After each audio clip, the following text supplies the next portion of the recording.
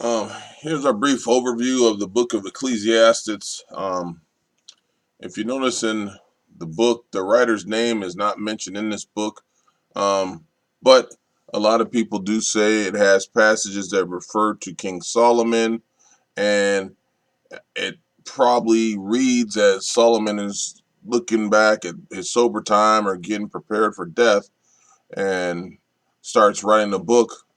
Um, this unique style of Hebrew and his attitude toward rulers is suggesting that of a subject rather than a monarch, though, and it may point to another person in a later period. But the purpose of the book and the teaching of the book, the author of the book puts his powers of wisdom to work to examine the human experience and assess the human situation. His perspective is limited to what happens under the sun, as is that of all wisdom teachers. He considers life as he has experienced and observed it between the horizons of birth and of death, life within these boundaries of this visible world. His wisdom could not penetrate beyond that horizon, or that last horizon of death. He can only observe the phenomenon of death and perceive the limits it places on us, on human beings. Within the limits of human experience and observation, he is concerned to spell out what is good for people to do, and he represents a devout wisdom. Life in the world is under God. For all of its enigmas, all of the things that happen in it, the wicked, the good, the bad, it all is under God. And you'll see when he begins with meaningless, and ends with remember your creator and fear God and keep his commandments. Um, with the wisdom matured by many years, he takes a measure of the human beings, examining their limits, and we have limits, and their lot. He has attempted to see what human wisdom can do, and he has discovered that human wisdom, even when it has its beginning in the fear of the Lord, has its limits to its powers when it attempts to go it alone. And that's what happens when we do go away from God. We lose power.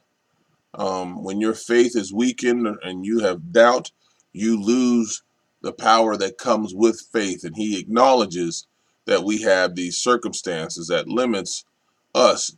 And it limits the circumscribe its perspectives and revitalizes its counsels, or puts it back in perspective. Most significantly, it cannot find out the larger purposes of God, which none of us can.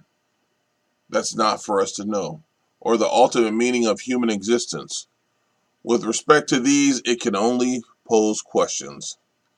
Nevertheless, he does take a hard look at the human enterprise, an enterprise in which he himself has fully participated in. Everybody that is in this book has participated in the human life, and that it includes our interactions with the angels. They have come to see man in some form or fashion. It has come when the demons have attacked us. They have come to see man in some human fashion. They have interacted with this physical being that we are, that we were created to be. And he sees a busy human anthill in mad pursuit of many things which we do strive for. Even myself, I strive for things, and we all strive for things.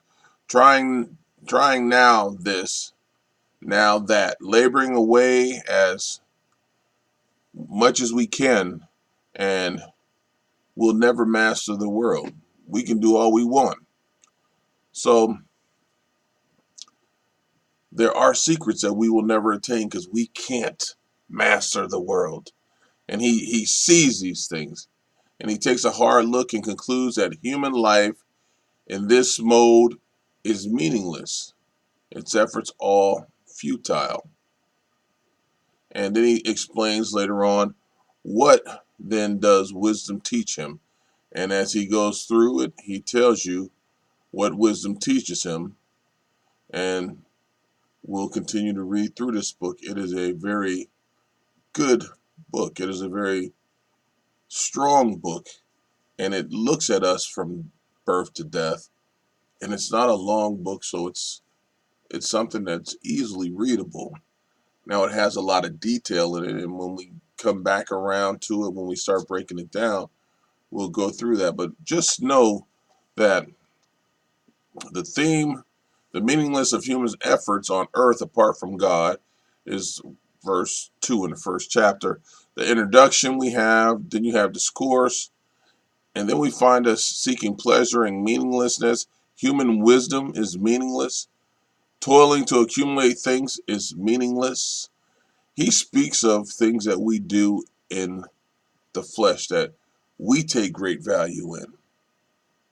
But the things that we need to take great value in and the treasures that we need to take great value in is what the Lord describes as having treasures up in heaven.